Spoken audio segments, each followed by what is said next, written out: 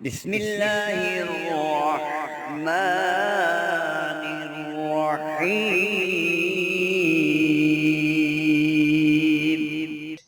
السلام علیکم ورحمۃ اللہ وبرکاتہ۔ قاری محمد الیاس دامت فیضہم کے حکم سے میں آپ کے سامنے حاضر ہوا ہوں۔ وہ اپنے قریبی عزیز کی شادی میں مصروف تھے تو انہوں نے مجھے حکم فرمایا، تو ان کے حکم کی تعمیل کرتے ہوئے میں حاضر ہو گیا ہوں۔ تو انشاءاللہ چند ہی دنوں کے بعد قاری صاحب کی ہی ویڈیوز اپلوڈ ہوا کریں گے۔ آج کی اس ویڈیو میں تمام حاجات و ضروریات کے لیے میں آپ کو وظیفہ عرض کر رہا ہوں، اور یہ وظیفہ ہے رجب کے پہلے 10 دنوں کا۔ انسانی زندگی میں بہت ساری حاجات و ضروریات انسان کو لاحق ہو جاتی ہیں۔ کبھی انسان کو اولاد کی حاجت ہے، کبھی شادی کی حاجت ہے، کبھی کاروبار کا مسئلہ ہے، کبھی باہر ملک جانے کا مسئلہ ہے، کہیں میاں بیوی کا آپس میں پیار و محبت کا مسئلہ ہے، کہیں اولاد نافرمان ہو چکی ہے اس کا مسئلہ ہے، کہیں اندرون ملک سفر کا مسئلہ ہے۔ یعنی کہ بہت سارے مسائل انسانی زندگی سے وابستہ ہیں کہ جنہیں انسان چاہتا ہے کہ یہ میرے مسائل کسی نہ کسی طریقے سے حل ہونا چاہیے۔ اب جب انسان کسی حاجت، کوئی بھی حاجت انسان سے منسلک ہوتی ہے، انسان کے دل میں پیدا ہوتی ہے، انسان چاہتا ہے کہ میری فلاں حاجت پورا ہونا چاہیے، تو انسان سب سے پہلے دنیاوی اسباب بروئے کار لاتا ہے۔ مثلا پیسے کو مد نظر رکھ کر اس سے وہ کام حاصل کرنا چاہتا ہے، لیکن بعض اوقات یوں ہوتا ہے کہ وہ کام اس سے ہو جاتا ہے، اور بعض اوقات یہ ہوتا ہے کہ اس سے کام وہ نہیں ہوتا۔ اب دنیاوی اسباب کو استعمال کرنے کے بعد آپ یہ سمجھتے ہیں کہ ہمارا کام اس سے نہیں ہوا، تو جب آپ کا کام اس سے نہیں ہوتا، میں تو آپ کو یہی مشورہ دیتا ہوں کہ اللہ کے کلام کے ہوتے ہوئے آپ ایسا سبب بھی کوئی اختیار نہ کریں، بلکہ سیدھا اعمال کی طرف آ جائیں۔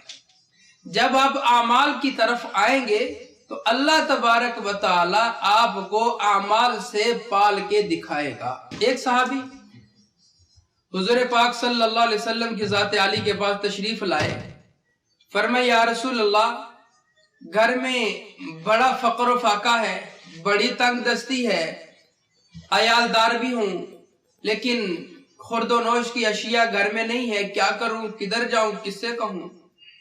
اب حضور پاک صلی اللہ علیہ وسلم کے زمانہ میں صحابہ کرام اپنی تمام جسمانی، روحانی، گھریلو، باہر جتنے بھی مسئلے ہوتے تھے وہ سارے رسول اللہ سے ڈسکس کیا کرتے تھے، آپ کو آ کر بتلاتے تھے کہ یا رسول اللہ میرے ساتھ فلاں معاملہ ہوا، فلاں مسئلہ ہوا، فلاں معاملہ اس طرح ہوا، پھر حضور اس کا حل صحابہ کرام کو بتایا کرتے تھے۔ اب یہ صحابی تشریف لائے ہیں، کہنے لگے یا رسول اللہ فقر و فاقہ ہے، تو حضور نے فرمایا پریشان کیوں ہوتے ہو؟ پریشان ہونے کی کیا ضرورت آپ کو؟ حضور نے ارشاد فرمایا کہ آپ ایسے کیا کرو، جب آپ نماز فجر کے لیے اٹھو تو سنتیں پڑھنے کے بعد نماز فجر کے فرض پڑھنے سے پہلے صرف ایک تسبیح سبحان اللہ بحمدہ سبحان اللہ العظیم وبحمدہ استغفر اللہ یہ کر لیا کرو۔ اب وہ صحابی نے اس کے اوپر عمل شروع کیا، کچھ دنوں کے بعد رسول اللہ کے پاس واپس تشریف لائے، فرمایا سناؤ کیا حال ہے تمہارے گھر کا، فقر و فاقہ دور ہوا یا نہیں؟ وہ صحابی کہنے لگے یا رسول اللہ میرے گھر کا صحن بہت بڑا ہے، اور وہ سارا صحن مال مویشی سے بھر گیا ہے، اور اتنا مال مویشی ہو گیا ہے کہ میں اپنے ہمسائے کے گھر باندھ کر سوتا ہوں۔ تو یہ کیا بتایا حضور نے؟ اعمال بتائے، عمل بتایا۔ حضور نے یہ نہیں فرمایا کہ یہ 1000 روپے لے لو، 2000 روپے لے لو، جاؤ تجارت کرو، جا کر فلاں معاملہ کرو، فرمایا اعمال کرو۔ حضور علیہ السلام نے امت مسلمہ کو اعمال دیے ہیں کہ جب ہم اعمال کریں گے اللہ تبارک و تعالی اس کی برکتوں سے ہماری زندگی میں 4 چاند لگا دیں گے۔ ایک صحابی تشریف لائے، فرمایا یا رسول اللہ تنگ دستی ہے بڑی، فقر و فاقہ ہے، हुजूर ने कोई बड़ा इतना लंबा चौड़ा वजीफा नहीं बताया, छोटा सा अमल बताया। फरमाया हर वक्त बावजू रहा करो, अल्लाह रिस्क तेरे ऊपर बारिश की तरह बरसा दे। अब मेरे नबी ने ये अमाल बतलाए हैं, तो हम भी आपको अल्हम्दुलिल्लाह अमाल की तरफ ही लेके आना चाह रहे हैं कि अपनी जिंदगियों में अमाल लेके आओ। जब आप अमाल लेके आएंगे इंशाअल्लाहुल अजीज, अमाल करेंगे आप लोग, आपको बड़ा फायदा होगा। तो बहरहाल मैं आज की वीडियो में अर्ज करने जा रहा हूं कि रजबुल मुरज्जब के पहले 10 दिनों का ये वजीफा है, और किसी भी हाजत, किसी भी जरूरत, किसी भी काम के लिए आप अपने पेशानी के ऊपर अपना सीधा हाथ रखें और सीधा हाथ रखकर आपने 7 मरतबा सूरह इखलास पढ़नी है। कुल हुवल्लाहु अहद अल्लाहु समद लम यलिद वलम यूलद वलम यकुल लहू कुफुवन अहद। ये पढ़कर अपने दिल में ही अपनी हाजत, अपनी जरूरत का तसव्वुर आपने रखना है और ये पढ़ते जाना है। इंशाअल्लाहुल अजीज इन 10 दिनों में आप ये अमल करें, आपकी पहाड़ों से भी ज्यादा बड़ी अगर हाजत होगी, अल्लाह के फजल और करम से कुरान पाक की सूरह मुबारका की बरकत से वो जरूर हल हो जाएगा।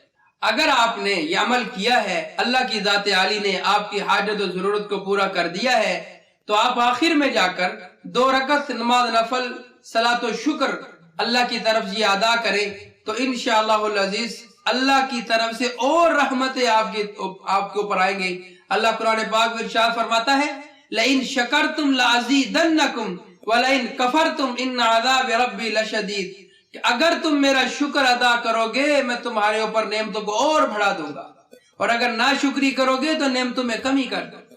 इसलिए अगर अल्लाह ने आपकी हाजत को पूरा कर दिया है, आप अल्लाह का शुक्र अदा कर दें, इंशाअल्लाहुल अजीज अल्लाह अपनी नेमतों को और आपके ऊपर बढ़ा देंगे। तो मैं अर्ज कर रहा हूं कि रजबुल मुरज्जब के पहले 10 दिनों में और पहली 10 रातों में आप दिन में भी अमल कर सकते हैं और रात के भी किसी भी वक्त आप अमल कर सकते हैं, भले तहज्जुद के वक्त हो, नमाज इशा के बाद हो या नमाज मगरिब के बाद। जब भी आपके दिल में ये ख्वाहिश पैदा होती है कि मैं ये अमल करूं, तो आप उस वक्त ये अमल कर सकते हैं। मर्द हजरात के लिए तो ये है कि वो जब भी ये वजीफा कर सकते हैं, चाहे रात को करो चाहे दिन को करें। तो औरतों के लिए होता है कि बाज़ औक़ात औरतें मखसूस अय्याम में चल रही होती हैं, तो ये बात याद रखें कि मखसूस अय्याम में कुरान पाक को हाथ लगाकर नहीं पढ़ सकते। वैसे बगैर देखे जुबानी आप कुरान पाक की तिलावत कर सकते हैं और जिक्र अज़कार की भी इजाजत है। आप मखसूस अय्याम में भी अमल कर सकती हैं, किसी किस्म की शरई तौर पर कोई ममानियत नहीं है।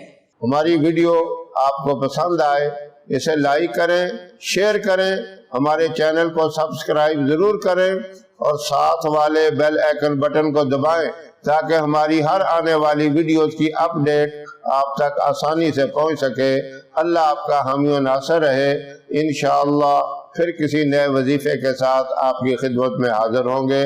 तब तक के लिए इजाज़त दें। अस्सलामु अलैकुम व रहमतुल्लाहि व बरकातुहू।